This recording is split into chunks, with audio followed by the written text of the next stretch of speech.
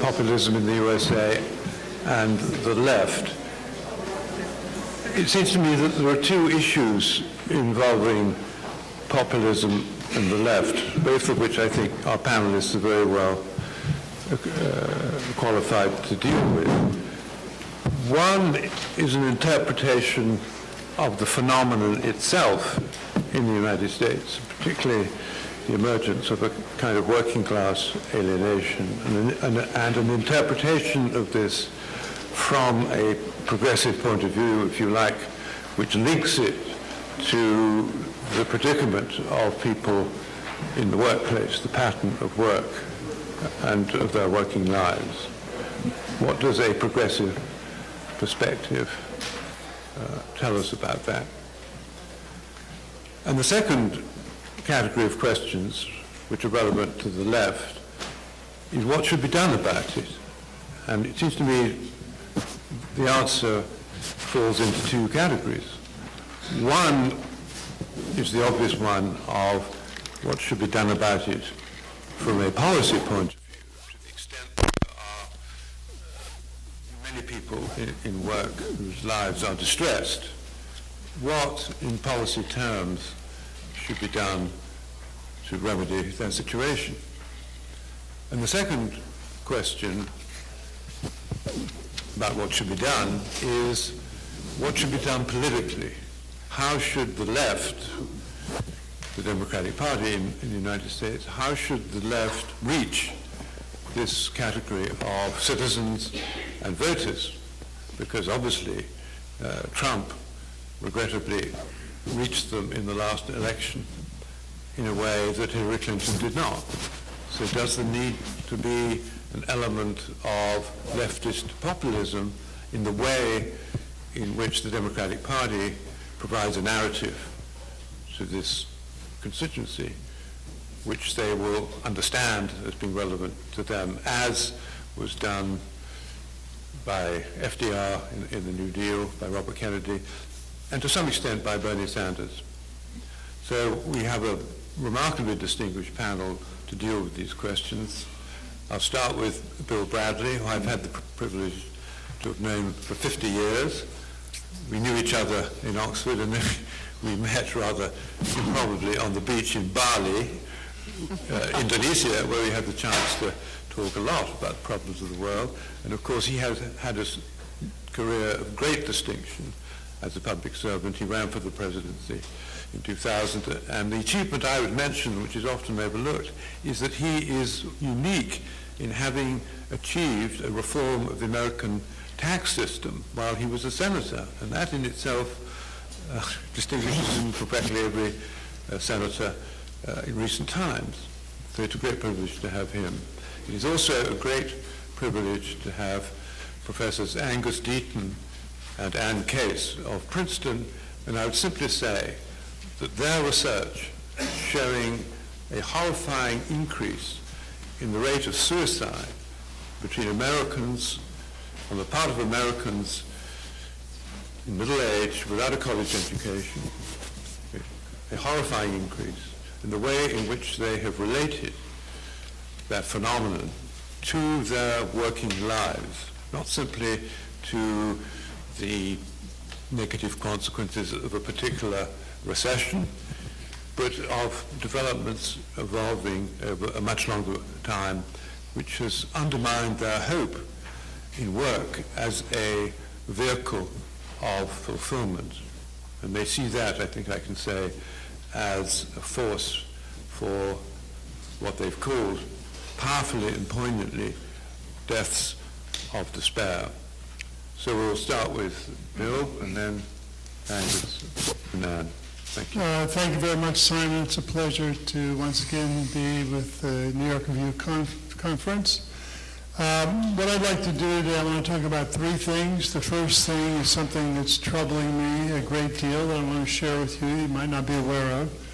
Second thing is Donald Trump and how he got elected and who supported him and what are the prospects they'll continue to support him.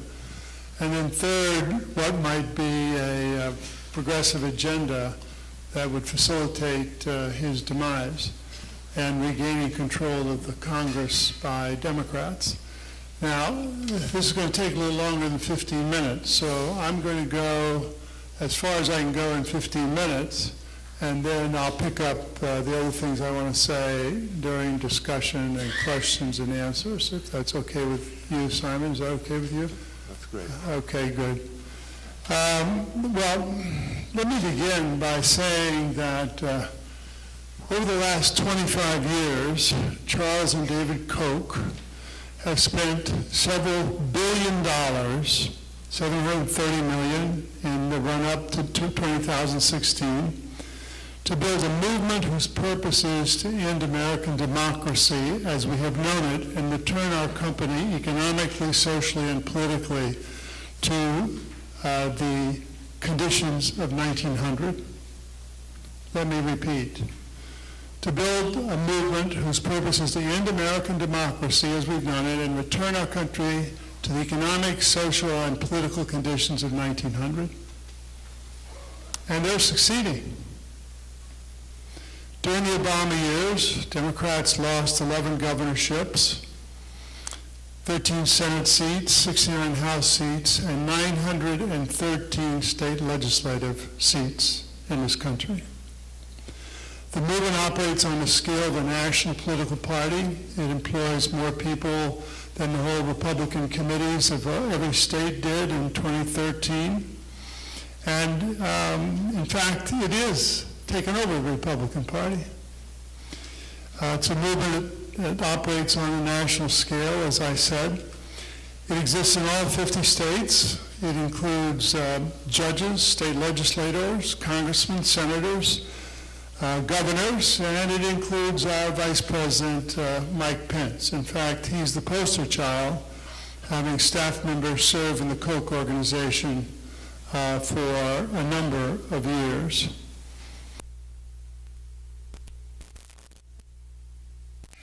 The purpose of democracy is to protect economic liberty, and that anything that harms or impedes economic liberty must be resisted. For example, taxes, especially levied on the rich, impinge on economic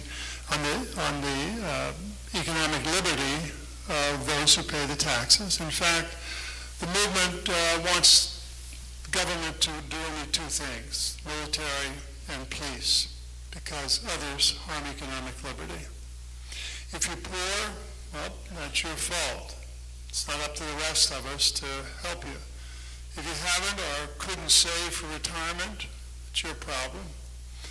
And the rest of us should be under no obligation to help you.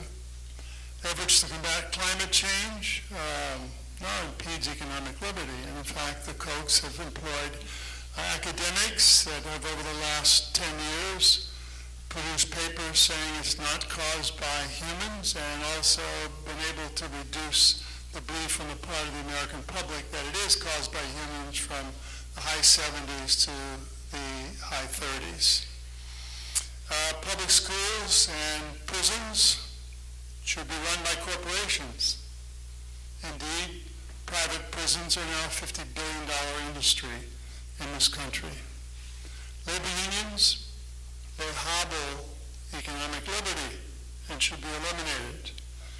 And in some of the states, only some of the states that the Kochs control, like Wisconsin, like Michigan, like Indiana, like one or two others, they have already passed laws that essentially hobble public employee unions under the message of protecting economic liberty. The Koch brothers and the movement believe that cutting taxes is relevant. Cutting taxes means less money for universities. And all of this, you can say, even public health has to be dictated by the market. In Michigan, for example, the governor passed a law that allowed the state to take over municipalities that were having economic problems. Flint, Michigan being one of them. They had to save money, so when they saved money, they got their water supply out of the Flint River, not where they were getting it before because it was a little too expensive, and people actually lost their lives. But with the exception of the last point, these are things that libertarians have said for a long time. But now they have connected it to something that I think people in this room hold very dear. And that is that the expansion of those eligible to vote, meaning African Americans, Latinos, etc., produced a bigger public sector with its taxes, and therefore an infringement on economic liberty, and must be narrowed or cut back, so we must make voting harder for people. The context there, it's a long story. I won't go through the 90s that narrowed standing, but there is a section of the 1965 Civil Rights Act called Article 5 that says in states that historically discriminate on the basis of race, any changes in election law have to be approved by the Justice Department. The Supreme Court eliminated Section 5 in 2010, pursuant to another Supreme Court decision that narrowed standing 10 years earlier. Under the argument, we don't have racial discrimination anymore. Why? Because nobody's brought suits. Why have they brought suits? Because standing was narrowed. And the day after, let's not just say the day,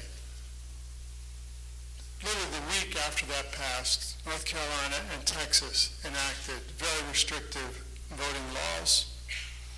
And 2 years after, Koch legislators in 41 states introduced 180 bills to restrict the vote and how people could vote.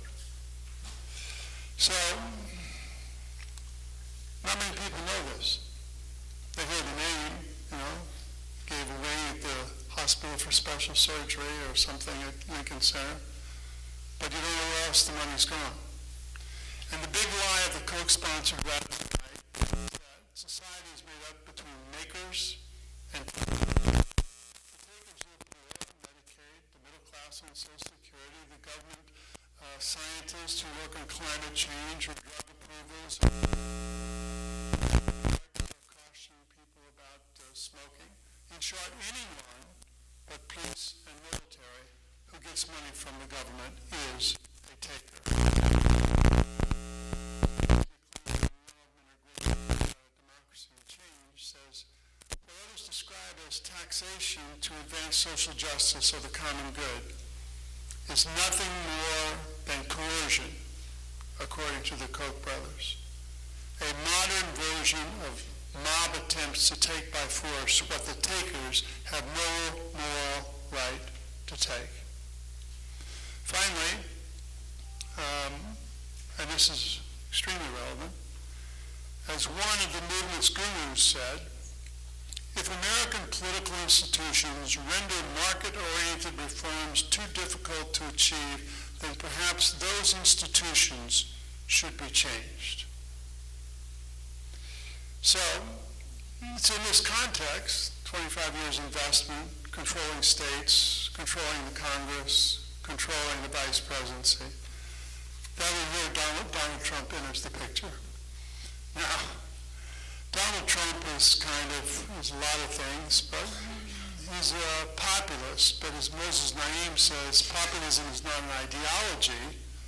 It is a strategy to obtain and retain power.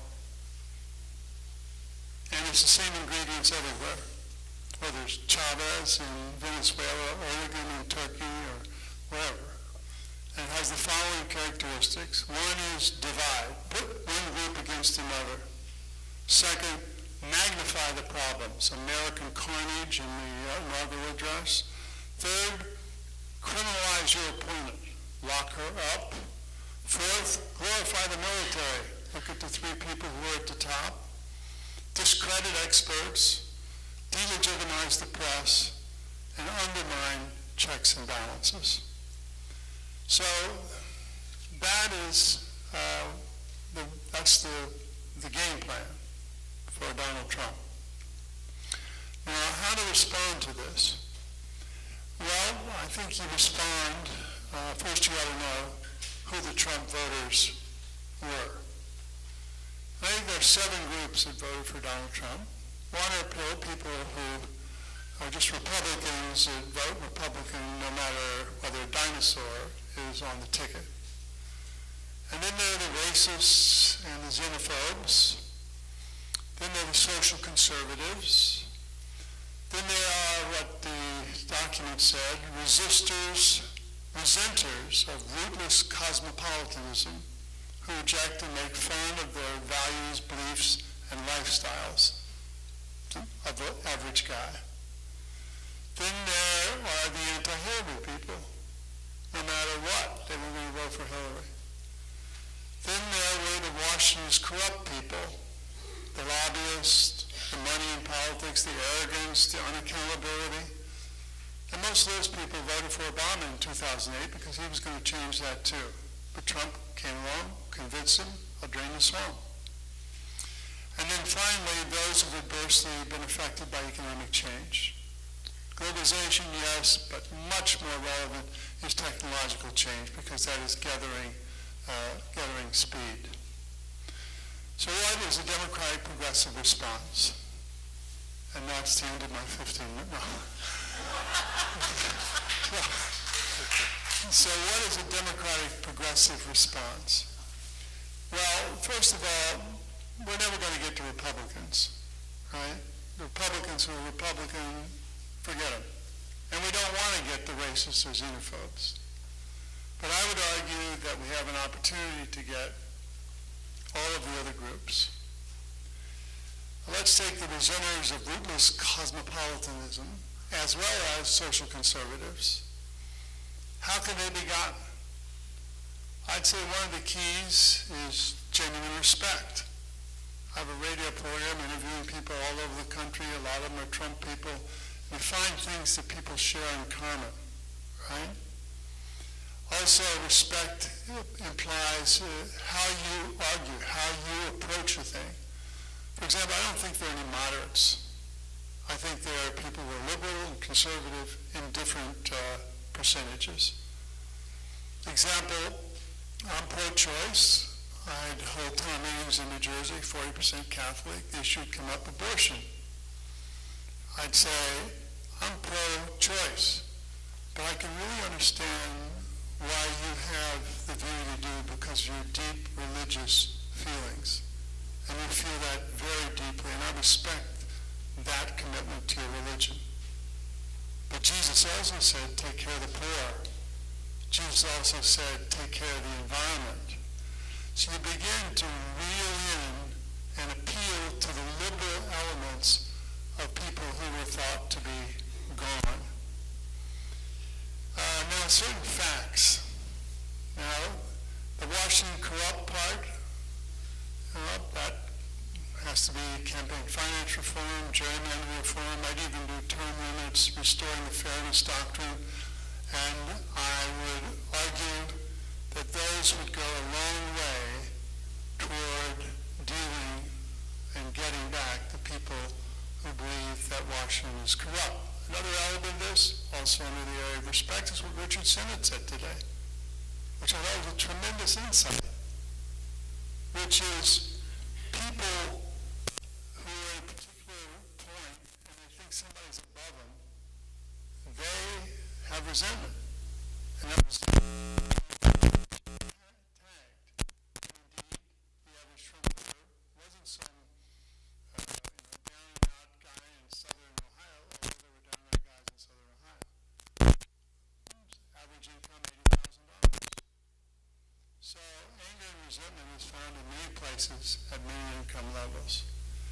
And I'll leave you with just a few facts and set the stage for people who really do have a lot of facts.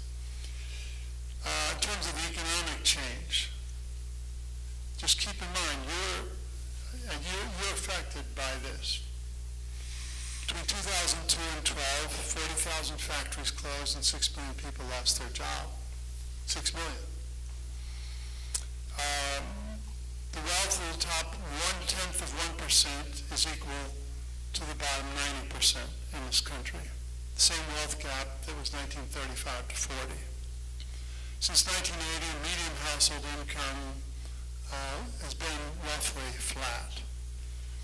The bottom 60% of the population, a third, have virtually no retirement income, and the other 40% have less than 20%, to $20,000 in savings. And death rates, mental illness, physical, our next two speakers will cover that in some detail, but there's an economic connection. There's a 4.2% unemployment, but for every one person unemployed, there are 3 people who've dropped out.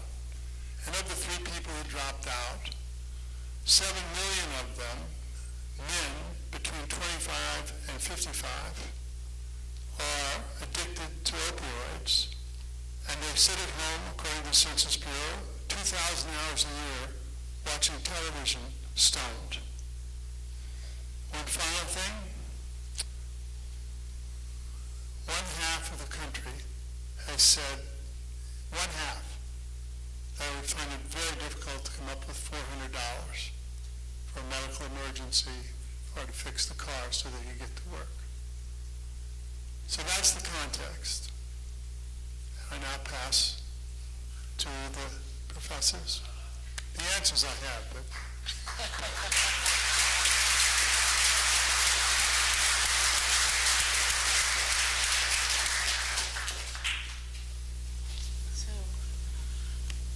Thank you very much. I wish I could say that we were going to go from a picture that looks bleak to a picture that was going to look very rosy, but unfortunately that's not where we're headed, at least not yet. In the U.S., the 20th century was this remarkable century of great advance in people's health. People were living longer. People were living with much healthier lives. To the point where when you document this for whites over the 20th century, in 1900, the mortality rate was 1,400 per 100,000 people. And that just fell dramatically and consistently, so that by the time you get to the year 2000, the mortality rate is 400 per 100,000. So that over the century, we became used to this idea that we are going to be living longer. And if you look at what's happening in Europe today, you could name your favorite European country, and I can pretty much guarantee you that in middle age, mortality rates are falling at about 2% a year. And that's continued through the 2000s. But something funny happened in America, that while for Hispanics and for black non-Hispanics, mortality rates continued to fall, for white non-Hispanics, mortality rates before the turn of the new millennium stopped falling and actually started to increase. And that's something that caught our attention. And I'm going to talk a little bit about what some of the facts are, because this has gotten a lot of attention in the news, and some of what you hear is right, and some of what you hear is kind of a fiction made up by reporters. And then I'm going to hand the baton to Angus, and he's going to talk a little bit about where we are now, trying to make sense of what we've kind of uncovered. It turns out that one of the reasons that mortality rates have gone up is that rates of suicide, rates of deaths related to alcohol, and drug overdoses have gone up in every state for people in middle age, whites in middle age, from 1999 to 2015. It's not just the opioid crisis. It's also alcohol, and it's also suicide. And we think of all of these as being a form of suicide. It's either you do it quickly with a gun or you do it slowly with drugs and alcohol. And we kind of titled that the deaths of despair, and that's what's gotten quite a lot of attention. None of that would have come to light if the U.S. had continued to make progress against heart disease, but for reasons that we don't yet fully understand, the U.S. Progress on heart disease flatlined. And because it flatlined, it allowed these other deaths that are rising, currently in middle age, it's about, of these deaths of despair, 40% would be from drug overdose, 30% from alcohol, 30% from suicide. So it's all three of these things. We tend to think about the opioid crisis as being an accelerant, but not necessarily an underlying cause of what's going on. Now, that's not to say the opioid crisis isn't horrific. In the what happened was with prescription drugs, you can get heroin in pill form now with an FDA stamp on it, right, called OxyContin, that was pushed by Purdue Pharmaceutical, which is the Sackler family. And talk about what happened with the Koch brothers, with the Sacklers, whose names are on a wing of the Metropolitan Museum of Art and major hospitals around America, who have made $31 billion in a privately held company, having sent marketers out all over America targeting places where people have less education and pushing these drugs and pushing this idea that we are going to have a war on pain. No one should be in pain. They actually are responsible for doctors' offices all over America having a sign you've probably seen in your own doctor's office, what is your pain level today? Right, and pain is the fifth vital sign. And that caused enough prescription painkillers to be prescribed so that every adult in America could be taking a prescription painkiller around the clock for a month. Right? That we're talking about that level of saturation with prescription opioids. Now, being a perfect storm, it's also the case that heroin at the same time is being made in Mexico in very pure form. It's cheap. People tell me it's cheaper than, in what my generation we would have called pot. I guess we're supposed to call it weed now, but cheaper than weed. And so that when a doctor says, I'm sorry, but I'm going to take you off of your opioids, people can turn to something that in the brain responds to the same receptors, which is heroin. So it's trying to describe what the drug overdose problem is in the U.S. right now is like shooting at a moving target. It's becoming a little bit less about prescription opioids. In the last 6 years, it's become a lot more about heroin, and it's become a lot more about fentanyl, which you read a lot about as well. But we think that what is happening now has its roots way back in time. This isn't about the financial crisis, and it's not about people losing their job today.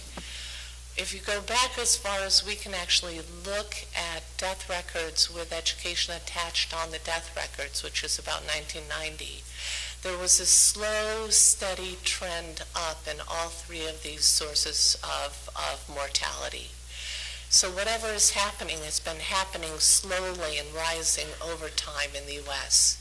If you look at these trends, you can't even see the financial crisis, because it seems to be whatever it was that's pushing it, whatever this force is at work, has been at work for quite a long time. It's men and women. Some news reports actually want to make it a story about women. The Washington Post ran a series about women dying. And yes, indeed, women are dying. And some newspapers want to be about white men die. And indeed it is white men too, but it's actually both in about equal numbers. Some news reports want it to be about rural areas. And indeed, when I drive from Princeton, New Jersey, where we live, up through the Poconos to where my parents lived in upstate New York, you drive through places that are really hollowed out. But you see this increase having taken place at every level of urbanization, deep rural areas, suburban areas, in the inner cities. So when the news reporters call me and they say, I want to go cover this story, tell me where I should go in West Virginia, I say, well, why don't you go to Baltimore City? Why don't you go to Maine? Why don't you go to Utah, which is having a really hard time with this crisis as well? Because it's actually happening everywhere. It's also not just about the baby boomers. I mean, people seem to think, oh, this was, 50 years ago was the summer of love, right? These people are going to move through. They were a big cohort. They had their own problems. They had the war. But that group is about to exit stage right. But unfortunately, what's happened is that For every successive birth cohort, the people born in 1950 are having a harder time than the people who were born in 1940. People born in 1960 are at higher risk than those born in 1950. And that goes on into the 1970s and into the 1980s. So it's throughout middle age, we're seeing this problem actually deepen. So we don't think this is something that is going to go away soon. The big thing, though, that identifies people who are at risk is education. You can divide America really into two Americas. If you look at people with a college degree, you see a little bit of a rise in these deaths of despair with age for each of these birth cohorts. So people, when they reach age 50, are at slightly higher risk than they were at age 40, and people at age 60 at slightly higher risk than at age 50. But it's at a very low level. Whereas for people who didn't go to college, what you see is with every successive birth cohort, you see a higher and higher risk of dying of suicide, of drug overdose, of alcoholism. So we don't think it's per se going to be education. We don't necessarily think the answer is that everyone should go to college. You can't pin a degree on someone and say, there, now you'll be healthy. And we think if the problem is not necessarily with education, if the problem is, for example, in the labor market, you don't necessarily fix that problem by saying, we're going to send everybody to college. But I'll let Angus talk about that in more detail. I want to say that we have a new paper. We wrote a paper a couple of years ago that came out before the election. And it got a lot of attention in part, I think, because the election was coming and people wanted to know, what does this mean about Trump's chances at winning?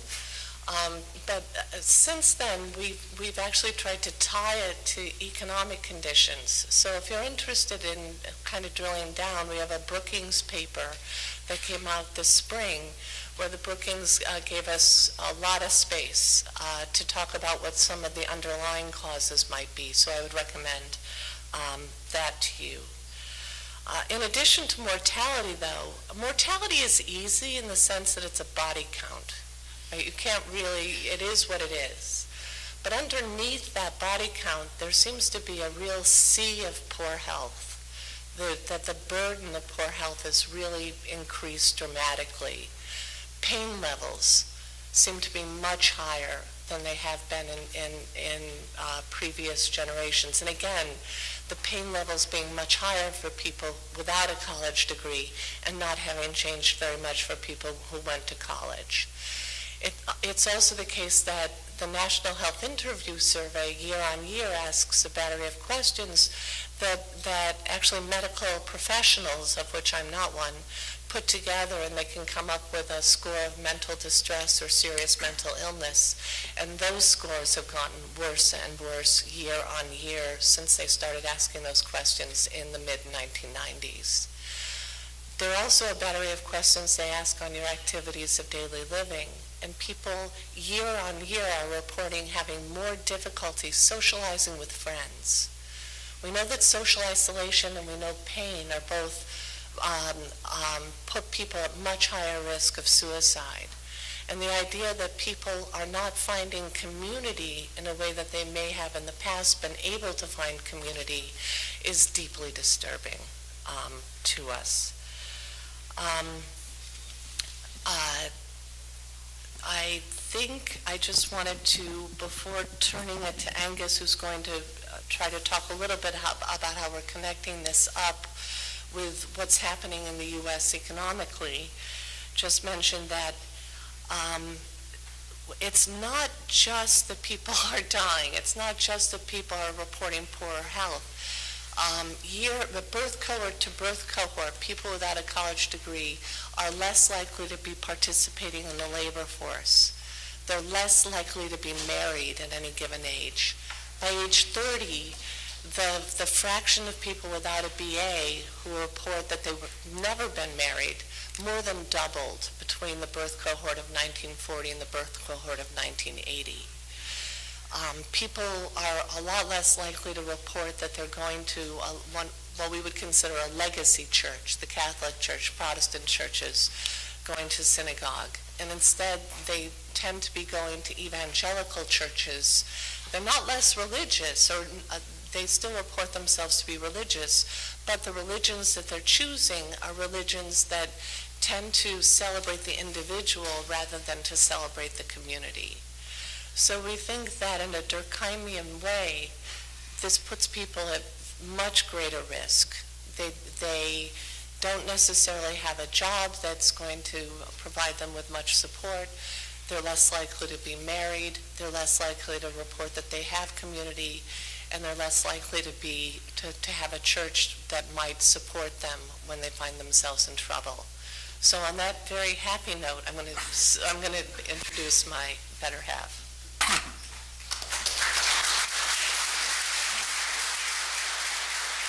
Well, thank you. I'm glad my better half started this off. I'm not your better half. Sorry, this part of the thing. Thank you. I would not have claimed that. And you probably won't kiss him either after it's over. Let me say a few things about causes, and then I want to talk a bit about what policy might do, which will take us back to my not better half's end of what he said.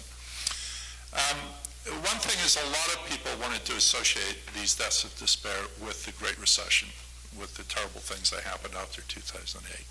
So let me just repeat what Anne said, that if you look at the graphs of these deaths, or the graphs of morbidity and all the rest of it, it just goes straight through the Great Recession. You just don't see any effect at all of that. So it's not short-term unemployment, it's not losing your job in the short run or whatever. I mean, there's just, that correlation is just not there. There's also the European experience. You can divide European countries into ones that did pretty well through the Great Recession and ones that did very badly during the Great Recession. And if you look at mortality experience in Europe, there's just no correlation again. We don't see in Europe what we're seeing here, in spite of the very different experiences of different European countries. So you just can't really tell a story of whether it was the Great Recession. So we've been doing this stuff that Anne was talking about, and I'll say a few of these things again, which is tracking what we call, or what demographers call, birth cohorts. So you have all the people born in 1945, which was the year I was born, and they entered the labor market sometime in the late 60s, maybe around 1970, depending how educated they were. And then you look at the birth cohort born, and we can do it for every year, but we typically do it for 5 years at a time, so you get some separation and see what's been happening to them. And looking at these birth cohorts, we really have been seeing two different worlds. The people who have a BA, who've been doing pretty well on almost all the things we're going to talk about, and the people who don't have a BA. The people who have some college, you don't want to look at people who dropped out of high school, because that's a population that's becoming more and more weirder over time, more and more selected. There are few of them. But if you look at the people who've got a high school degree, and people who've got some college, like an associate degree, and people who have BA or more, the sharp divide seems to be the BA or more versus the rest, though, as you might expect, the one in the middle is sort of in the middle, all right? But so a lot of the time what we'll do is high school or less versus people who've got college. And if you track those people over time, you can see what happened to the trajectory over life of each of these cohorts, and you can see the position of that trajectory and see whether it's moving up, as used to be the case, and what the slope of that is, what happens to your experience as you get older. So what we did in our Brookings paper was track this over a lot of different indicators and show that they were all behaving in the same way, which is that the labor market after 1970 just didn't behave like the labor market had worked in the past. And this had all sorts of consequences for the structure of the lives of people without a BA. Real wages is something several people have talked about here.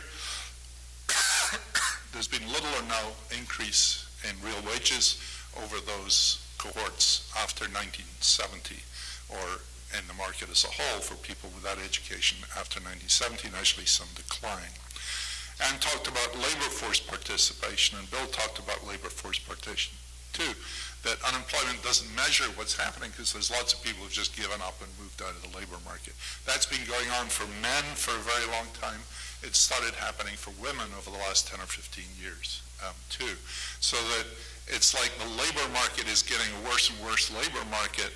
You know, the jobs that your dad and your granddad used to have working for Bethlehem Steel are not there anymore. And so your option, you lose this job working $28 an hour working for GM, and you could get a job working for $8 an hour at Walmart or at McDonald's, and you decide to hell with that, and you just pull out of the labor force because the quality of jobs is not there anymore. Those jobs used to have prospects, which is you could start on the beginning of a ladder and you would move steadily up, and there was a sort of guaranteed path upwards as you got promoted over time. Many of those jobs are gone. The returns to experience are much flatter than they were. Your salary peaks much earlier in your life than it used to do, and it doesn't do as well over life because these good jobs just don't exist anymore the same way. Sorry. There's been, Anne talked about the retreat of legacy religions that were supportive. They're often the religions that the church that your parents or your grandparents went to, or your ancestors in the home country, and they've been replaced by more evangelical churches, what Bob Wethno calls seeking churches, and they're much more individualistic in that you're on your own, and there's much less sort of home support and social support. We've heard about the decline of unions, which is incredibly important. Unions used to give these people who had these good jobs a structure and some degree of control over their workplace. They gave them some structure on their social life in the towns in which they lived, and they gave them political representation nationally, all of which is gone. Almost none of that left at all. It used to be that many working class men and women, mostly men, who'd grown up as shipbuilders or grown up in factories would finish up in Congress or finish up in Westminster in Parliament. There are very few of those people left. The people on the left who are supporting them are not people who worked on the shop floor. They may be good social democrats, but they're not from the working class in that way anymore. Anne also talked about marriage. Again, if you look at these people who don't have a BA, they're much less likely to marry. They're much more likely to reach the age of 50 without ever being married. However, that's not stopping fertility. The majority of white, non-Hispanic moms in the United States have had at least one child out of wedlock. That's white, non-Hispanic moms have had at least one child out of wedlock. So what happens is these guys start on their jobs early in life. There's no particular prospects. Their girlfriends say, you can move in with me if you like, maybe we'll have kids, but I'm not going to marry you because I might be able to get someone better along the way. So cohabitation has gone up enormously. These cohabiting unions have kids. After 5 years, the woman gets a better prospect, kicks the guy out, has more kids with someone else, kicks the guy out again. So you get kids who are young teenagers who've lived with 3, quote, dads. And this is, behavior that we used to think characterized the African American community, and now it's characterizing the white working class community. If you treat people badly for long enough, bad things begin to happen.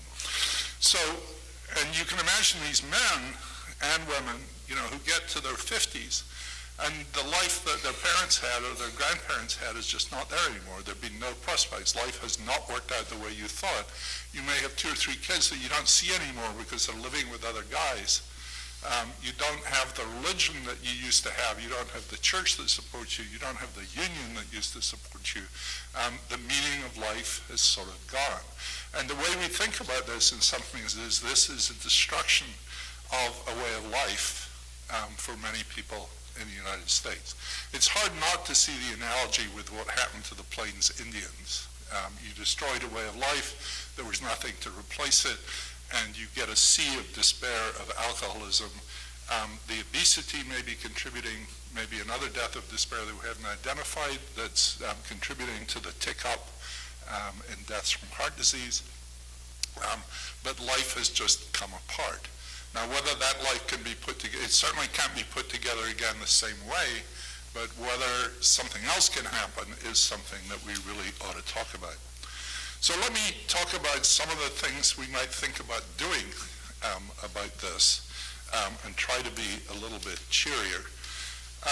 Many people tend to blame this on the obvious villains, which are globalization and the destruction of jobs and the export of jobs abroad, and even more so on technical change, which is supposedly replacing people by robots, even though, as Paul said this morning, as Paul Krugman said this morning, we have this weird thing that everybody's supposed to be being replaced by a robot, but you just don't see in the statistics at all. Productivity is really not going up.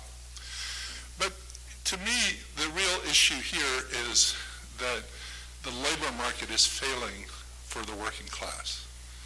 And you know, you can leave the causes of that labor market failure, the causes of the low wages, to economists to analyze. And you don't have to tie it to particular phenomenon. You know, if things had been going well for the white working class for the last 20 or 30 years, people wouldn't be saying, oh dear, it would have been much better if we hadn't had globalization, or it would be much better if we hadn't had automation, and so on. The problem is that they're doing very badly. The causes of these things are something that you can let economists and sociologists and other people try to work out. They never come to a conclusion on that, but we know some of the elements. But that's not the point.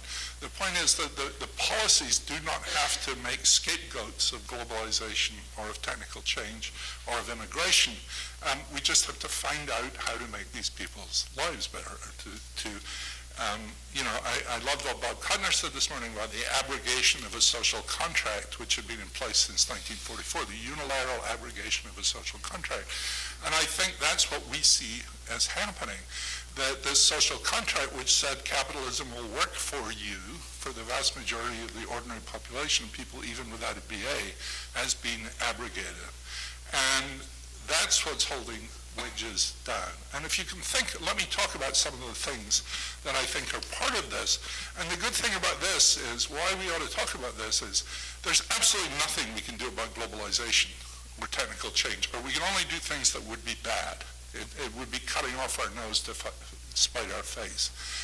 Those are sources of prosperity. They're sources of economic growth. They're sources of making life better, not just for us, but millions of people around the world. Those are things we don't want to attack. But there are things that have been going on.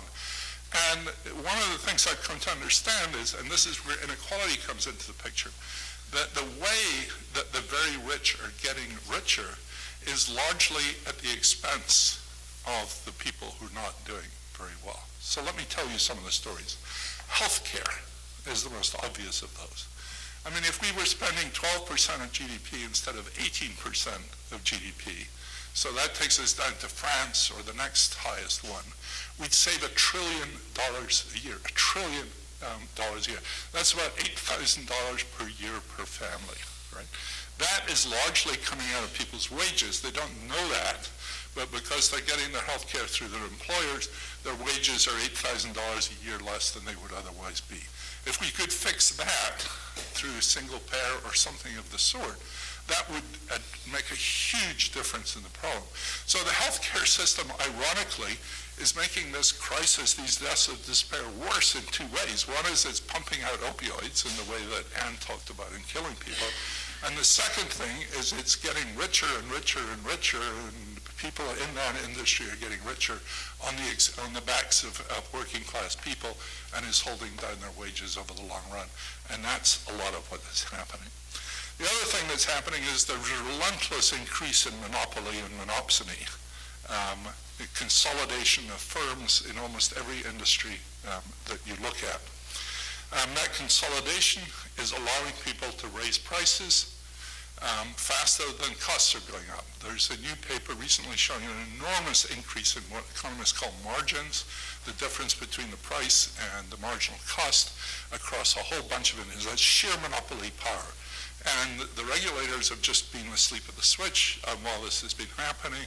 Monopsony, too, there's been a shortage of nurses for like 50 years. According to economists, that can't happen. It can only happen if people have monopoly or monopsony power and are holding down wages. The other thing we saw is, it was in the news the other day, these arbitration clauses, the compulsory arbitration clauses, which do not, I mean, if you get in a dispute with a firm, basically you have no recourse. There's no compete contracts. 56% of franchises in America, that's like Jiffy Lube, HR Block, McDonald's, and so on. You cannot work for another firm in the same franchise after you're separated for at least 6 months. And it's no matter why you were separated. If you're fired, you can't be taken on another McDonald's. If you leave, you can't go to another McDonald's. And those things are proliferating all over the place, and they're holding down wages.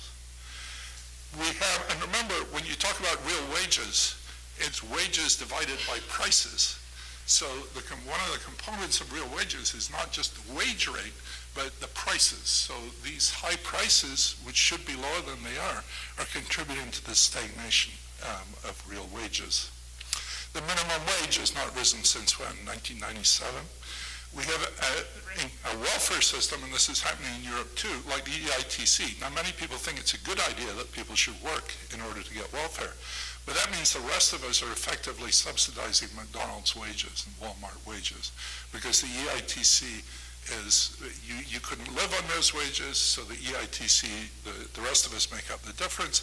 And what's more is, an EITC or similar schemes means that it increases the labor supply in order to get people working, and that reduces wages too. So the good thing about a lot of these is these are amenable to policy. You can't change globalization, you can't change technical progress, and you don't want to, but a lot of these things, like enforcing antitrust laws, are things that actually could be done and would make things better. There's even a constituency on the right who would pick up a lot of these things, because they're making free market capitalism more like market capitalism is supposed to be. I mean, Luigi Zangales wrote this book called, Saving Capitalism from the Capitalists. And that's sort of what you want to do. These are failures of free market. It's not free market by itself that are really, really hurting people. The other thing about, you can do these things without redistribution. I'm all in favor of redistribution, but it's enormously difficult.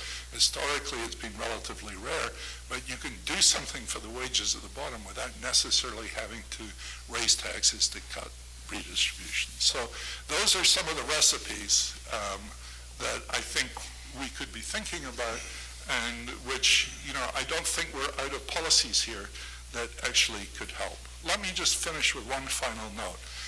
I worry when we talk about these things that we get overly deterministic about this. I think the forces that Bill talked about, that Anne talked about, and I've tried to talk about, are all real forces, and they mean trouble.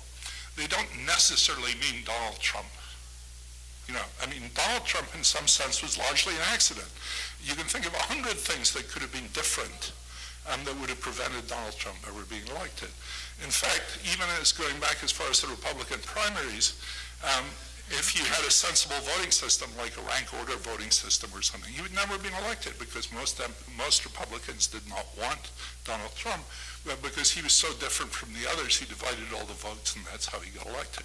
But, Hillary won the popular vote. You can take all these things. If you reran that election, God save us, but if you reran that election, it's not at all clear that if you did it 100 times, that Trump would come out on top. So we don't want to get despondent that these things must produce Trumps. They don't have to produce Trumps.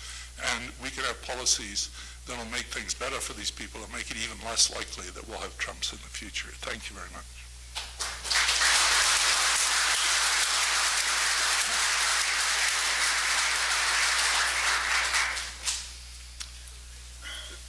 I'd like to take up a point that Angus made in a rather contrarian spirit, because I think you said at one point, nothing much we can do about technological change.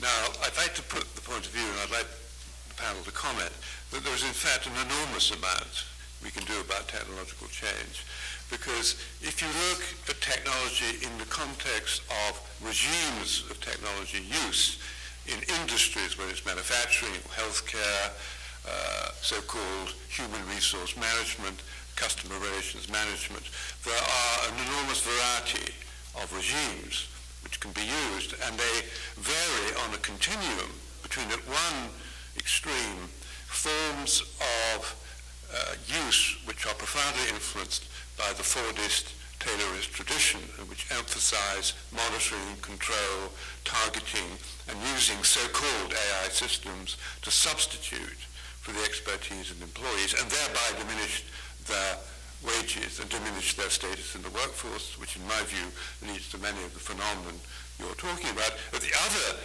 end of the continuum, and I'm really pleased to say this, is schools of system design which are often originating in Scandinavia. And it's appropriate that we say this because this is an American Scandinavian conference. I'd mentioned the great Norwegian philosopher, computer scientist Kristen Nygaard, and the whole emphasis of his philosophy of use of systems was to dignify and enhance the skills of workers. And that can be done. There was a marvelous piece in the New York Times contrasting what it's like to work for McDonald's in Copenhagen and in Los Angeles. And a McDonald's worker, the Danish unions, Danish minimum wage, has a middle-class life. And as we know from what they've been saying, a McDonald's worker in Los Angeles does not. So I'd like to ask the panel to comment on this notion of pluralism of use in technology systems. I mean, just briefly, I take back what I said.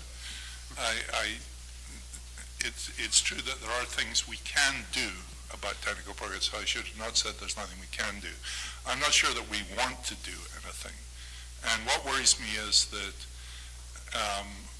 I think most economists believe that technical progress in one form or another has been the source of all the gains and prosperity since the Enlightenment to today. And so messing with it is extremely dangerous.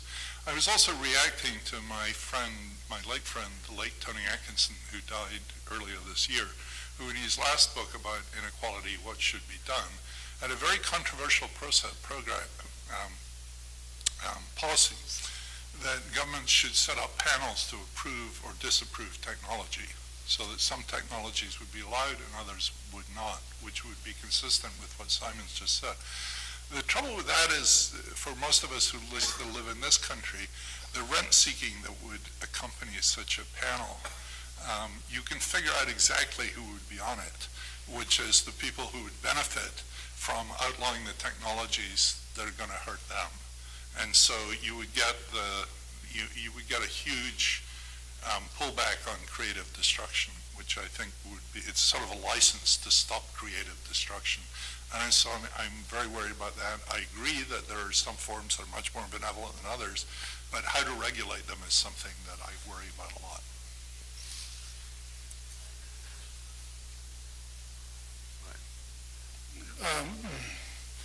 Well, the only point I'd make is technological change offers the United States an opportunity for global leadership because the combination of robotics, artificial intelligence will have the same effect in every society that they're introduced, and that will be to create job loss.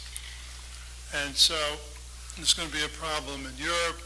There's already a little bit. Will definitely be a problem in China, and it remains a problem in this country. So conceiving of policies that will help a society accept technological change while preserving the life chances for the greatest number of people is, I think, a real opportunity for leadership for the United States. I don't expect that to be taken at the moment, but it is, to me, we have to deal with the effects of technology.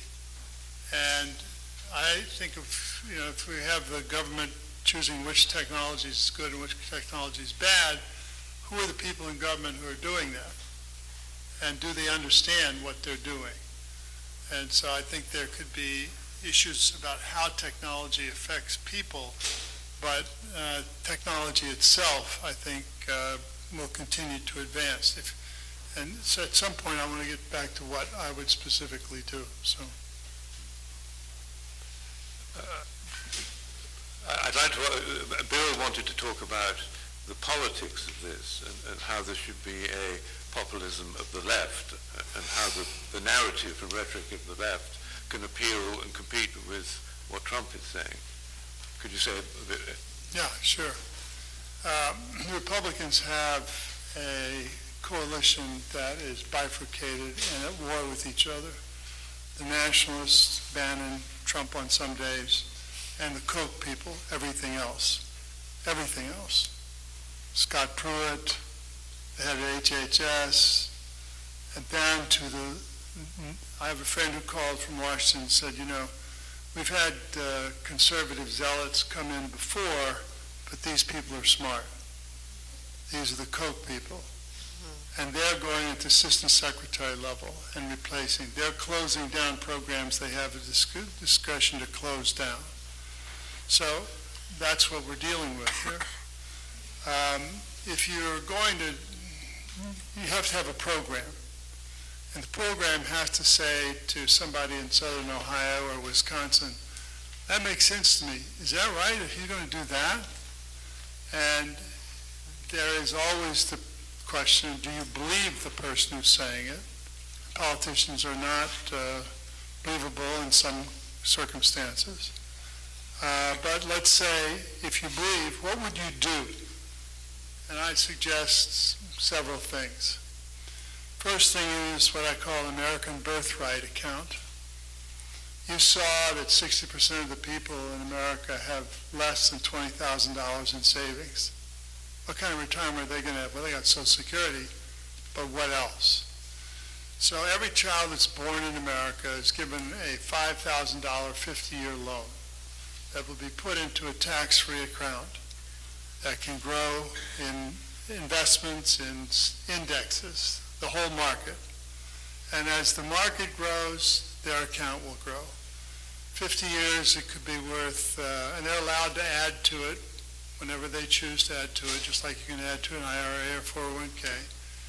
And just with the 5,000, 50 years, which is basically somewhere between prime working life and retirement, they could have $750,000 to $1 million that would be theirs. They would pay the loan back plus interest, and the rest would be theirs. They'd have a stake in the society, a stake in the economic viability of the society. Second, plenty of sociologists, academics are clear that the first 5 years of life are critical to someone's ultimate success in life. It is that you feel pretty certain if you don't have a good 5 years, you might still do all right, but your odds are against you doing all right. So it's incumbent upon the national government to assure, as many of our European friends do, that the first 5 years of life are taken care of. Everything from, we have Head Start, there could be other things, dramatically increased, child health care dramatically increased. That's a second thing. The issue of education. The statistic that several people pointed out was 70% of the people, they said 30% of the people go to college. Flip side of that is 70% of the people don't go to college, 70%. And politicians talk about college, college, college, college. And if you're out there and you don't have a degree and you're hearing college, college, college, well, that's not me. Am I a second-class citizen? If I'm a plumber, an electrician, or I have this idea or that idea? In non-college education in this country. I mean, for example, I saw a study the other day that 90% of the people asked in Colorado who had at least 2 years of high school education said that they know they're going to have to learn for the rest of their life, and they know it's incumbent upon them to learn. But only 28% had the faintest idea of what a viable option would be. Community colleges tied with companies to produce skills that could produce jobs. There are many variations. Fourth thing is labor mobility. I have a friend who had a conversation with the CEO of Caterpillar, Peoria, Illinois. He just took over. He came in and he discovered that he didn't have the talent he needed, couldn't get it in Peoria, so he was moving the company to Chicago. But he offered everybody in the company, if you want a job, I'll give you a job in Chicago. Come to Chicago. You know how many people picked him up on that? 4% of the people. So in some ways, Americans who've always been the most mobile people are no longer that mobile. Percent of Americans who move across state lines since 1990 to now has dropped in half. So in a sense, Europeans have become more like Americans, willing to move from Bavaria to Berlin, right? And Americans have become more like the old Europeans, stuck in a place, whether it was dynamic or whether it was stultifying. Health, single payer, it's a great idea. I think that the way you could do it practically is if you simply allowed under the existing health law a public option so people could choose Medicare for all if they chose, or they could stay in the system. And pharmaceutical companies, the federal government would negotiate prices with pharmaceutical companies. Then we get to the issue of aggressive antitrust law, and this is what was discussed earlier. Absolutely critical, absolutely critical. And then we come to the banking. I was struck by a comment somebody this morning saying, I think he was referring to Democrats, but, are concerned and promote transgender rights. People have an opportunity to free, okay, but did not confront Wall Street. And if you look at one of the fundamental problems that's in the society, it is the way credit is allocated in our country. So what you need is dramatically increased capital requirements. And they need to be counter-cyclical. As the economy goes down, the capital requirements are reduced. As the economy comes back up, the capital requirements are increased. You also need to regulate capital requirements by sector. For example, real estate should require a higher capital requirement than productive investment in plant and equipment. One might make the argument, if you take a look at large banks today, they don't loan that much to companies who are starting and that are moving forward. Because to loan, maybe they don't sell the widgets and they lose their money. But they loan money to urban real estate because they know they got the building if the company doesn't succeed.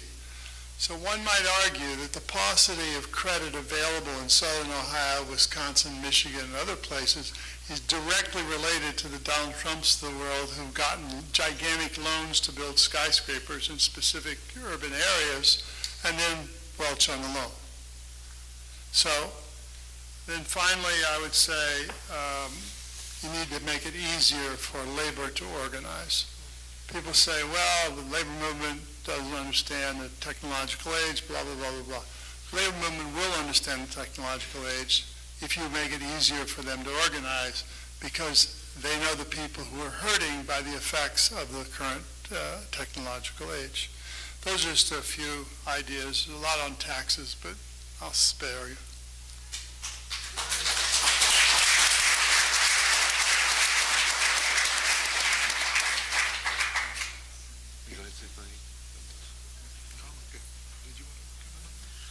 No, I guess I would just echo a couple of things that Bill said. One that is sort of a mystery to us is that why this generation is not as mobile as previous generations have been. And there are some ideas out there where we can go look to see why that's the case.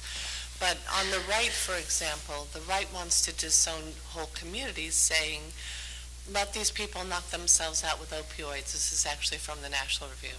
Let people just commit suicide. Let communities commit suicide. They should be like packing the U-Haul and going. Why aren't they? And I think we don't really understand why people aren't as mobile in this generation as previous generations, but it is something that's keeping wages down as well. There's one other.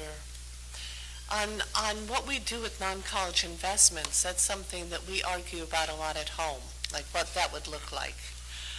Because I think that the kind of apprenticeship systems might be the way we should go. Something also where in an apprenticeship system, there's a lot of dignity in the kind of job that you're learning to perform.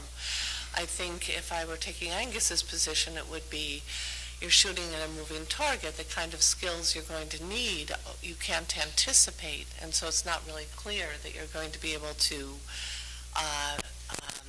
train people in them in a way that's going to make them competitive in the labor market.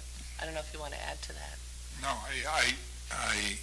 I would certainly favor a greater expansion of non-college education along the lines that Bill said. I'm not sure it's a panacea, but it's clear that there are other countries like Germany who do this very much better than we do.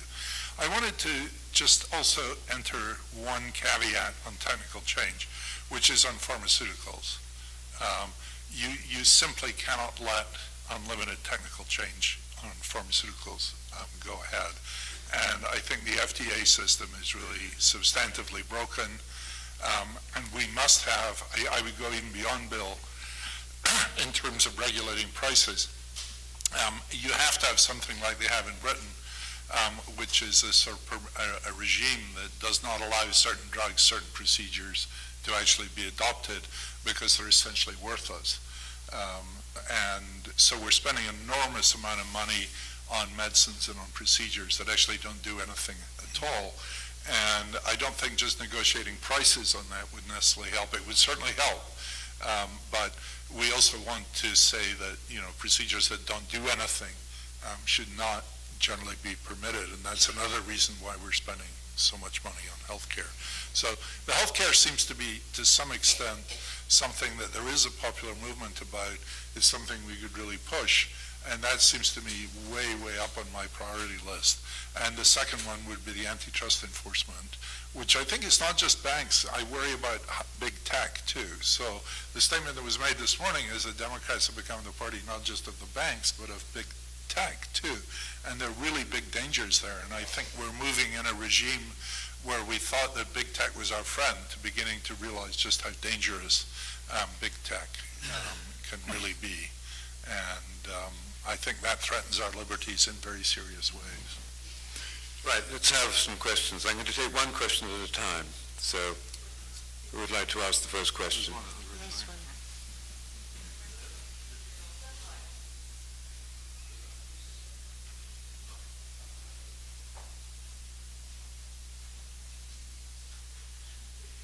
We can hear him. Yeah, we can hear you. Just ask the question. Okay. It's just something Professor Dean said. He was talking about a huge rise in cohabitation and, how sort of people trade up, throw out this like there. And then he used the phrase, if you treat bad people badly enough, long enough, that's the result. But without embracing sort of flossing the Koch brothers, does there have to be, there's an element of personal responsibility about how you live your life. You choose to cohabit. So I just wondered if that was worth considering. And then one other point was when you said that Trump was an accident, I think that doesn't speak very highly of the opposition against him, that he's able to win, he was an accident. But, it is in terms of game, he won the game. So what does it say about the opposition was greatly outspent? Thank you. Personal choice is obviously very, very important, but it's not everything. And besides, personal choice is limited by the constraints that you face. So if you lived in a town where there were lots of jobs available at $28 an hour and you move into a town or those jobs go away and they're only $7 an hour, personal responsibility is not going to help you all that much. So, social contracts go beyond personal responsibility. We're not entirely libertarian society, and it's the social contract that seems to have seriously broken down. Can I say on the second point something that Nick Lehman said this morning, which is that my reading of some of what Hillary had to say when she would go into the heartland is that we will have more of what we have now. And I think that what she heard back was that this is obviously not working for us, and that we're also dying in record numbers. And so I think that neither party was offering people something different or was even recognizing that there was a problem, which is what gave way to Bernie Sanders and Donald Trump. I would say on the personal responsibility, I think that we need personal responsibility and collective caring. And let's just take pensions. Collective caring would say Social Security, but if you don't save, you're not going to have a good retirement. Therefore, the American Birthright Account. Let's say health. Collective caring should say everybody in America should have access to quality health care. Personal responsibility would say, but you have responsibility for taking care of yourself by what you eat, by what drugs you take, by how you exercise. And the more you accept your personal responsibility, the less you're going to cost the healthcare system as an individual, and the more money that we'll have to take care of everybody who should be covered and is not covered today. Michael? Political presentations, but there seems to be a gap or an absence between Senator Bradley's wonderful policy prescriptions, which I think should be adopted by Democrats in 2020. I wish you'd run it in 2016. But anyway, that's for the bridge. And the great depressing diagnosis that Ann and Angus gave, which is the lack of, institutions among the people hurting so much. You mentioned unions. You mentioned, Senator Bradley talked about how it's great to have the laws help you organize, but I'm afraid that unions have been in decline for a long time now. It's very difficult for institutions that have been in decline for a long time to all of a sudden come back. There's not much evidence of that in history. In fact, I can't see any evidence of that in history. So I wonder in your research, especially Ann and Angus, if you, besides the problems that you chronicled and diagnosed and analyzed so well, whether you saw any sign that some of these people are beginning to think about building institutions to help themselves. There's all the great policies in the world on paper, on websites, and even the speeches are not going to, I think, get people to think about a new political era. They have to depend, as Richard was saying this morning, on themselves to a large extent, and then link up with political institutions. So I wonder if you saw out there in Southern Ohio, it's become a metaphor, really, for the rest of America, are there different kinds of churches being formed? Are there different kinds of self-help groups? Any hope at that level? We're not very hopeful, is the truth of it. And actually, one of the things that neither of us talked about is this has not really affected people over 60 very much. And so almost all the groups up to that are suffering one way or another, but the elderly are doing okay. So one of the big questions is, as these people in their middle age now get to be elderly, are they going to be like the elderly now, which is they'll be sort of okay, or are they going to take this dysfunction with them? And it really looks like they're going to take this dysfunction with them. And if you think about Europe, is what happening in America leading what's going to happen in Europe? And we worry about that too. And I think the Europeans are in better shape, but they're not safe from this by any manner of means. In fact, median wages in Britain have been falling for 10 years in a way that's just never really been true historically before. And it's actually worse than has been happening in America. And, the European equivalents of what do you call them, Purdue Pharmaceuticals, are sort of snapping at the doors all over Europe too. So I think there's real dangers there. And to us, the opioids, I think Ann's phrase, the opioids is like taking guns into a depression ward. And so we're not very optimistic. And these policies we're talking about, I think, are important, but, and I think we should push these policies now and go for them as quickly as possible, but it's not going to fix this for a long time to come.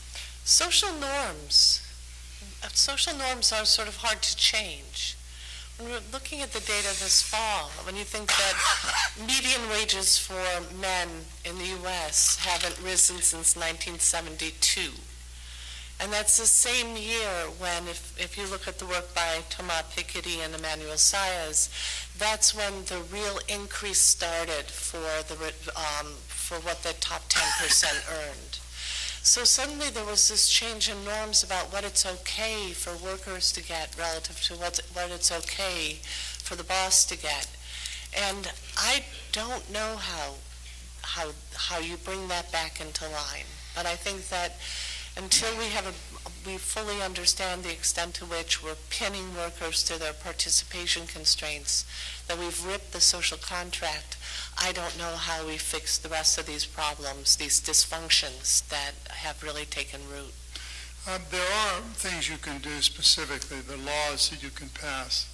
For example, I have a friend on opioids. I have a friend whose father is a very well-known doctor in Germany. And he says that for a doctor to prescribe any opioid in Germany, he has to get a second doctor to sign. Every hospital in Germany, there's one cabinet that has the opioids in them, and you need two doctors to sign with separate keys to open the cabinet, as opposed to this country where 60% of our medicine cabinets have unused opioids. I talked to a friend yesterday who had a little wrist surgery and said when she left the hospital, she asked for maybe 4 or 5 Oxycontin. And said to the doctors, oh no, take this, 60 Oxycontin.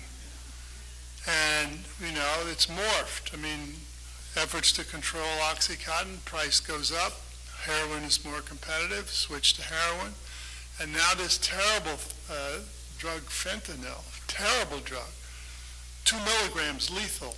And in New Jersey last March, a guy was arrested with enough fentanyl to kill 7.2 million people. And 2 weeks ago in Nebraska, a guy was arrested with enough fentanyl to kill 5 million people. So there's a kind of a suicidal impact going on here, and it is not a sense of urgency, and it should be.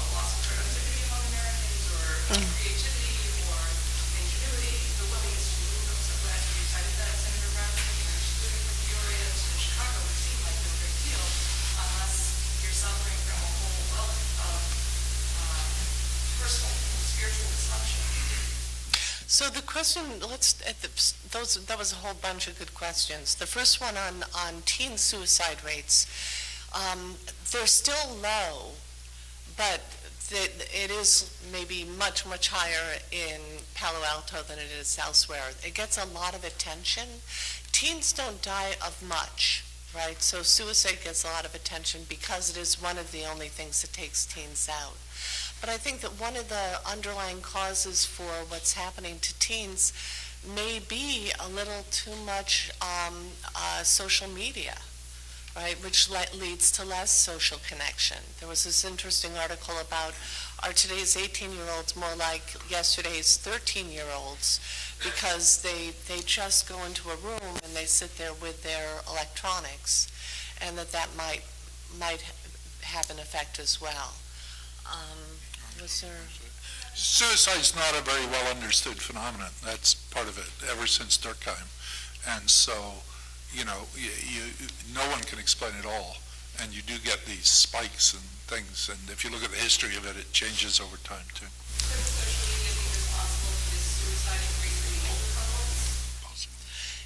We think anything that leads to lower real connection, it puts people at higher risk. So certainly, yeah. All right. We have time for one last question. So the lady here. Over the last number of decades, the length of time that a worker stays in the same company has shortened dramatically to the point where it's not a few years ago, 4 years considered a long time. That combined with the break in the social contract between employers and employees seemed to make the risk of leaving a support system in your geographic community much higher. And I'm wondering what your perspective and thoughts are on that. There's certainly been a big rise in jobs. The good old jobs, or the good jobs that used to exist, were jobs where the worker had a real responsibility and commitment to the firm, and the firm had a real long-term commitment to the worker. And those jobs have gone. So you go to Walmart and there's none of that anymore. So that's certainly been a big change, and we think of it, I think, as part of the, just general deterioration in the quality of the labor market since the 1970s, and part of the destruction of the social contract. Let me pull it back to my original statement about the Coke threat.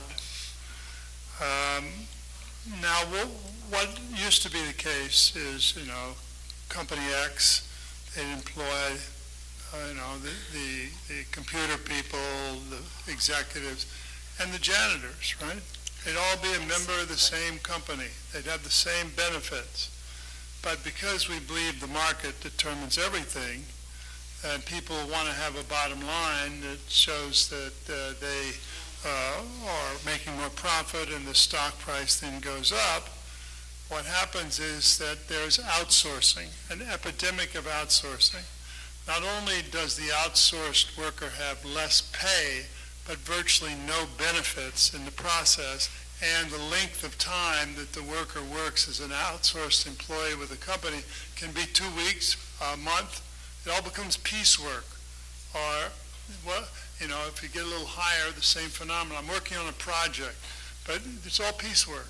It's the same thing used to be in the old textile and apparel industry. Women coming in to work for a couple hours or 5 hours, and that's what increasingly is happening. And that totally destroys the bonds a worker had for his company or her company, and it starts at the top. I don't want to toot a lot of horns, but I'm on the board of Starbucks, right? And Starbucks' key thing is trying to take care of their employees. Everybody with 20 hours gets a health care. You get a college education. You're paid for by Starbucks. You get stock.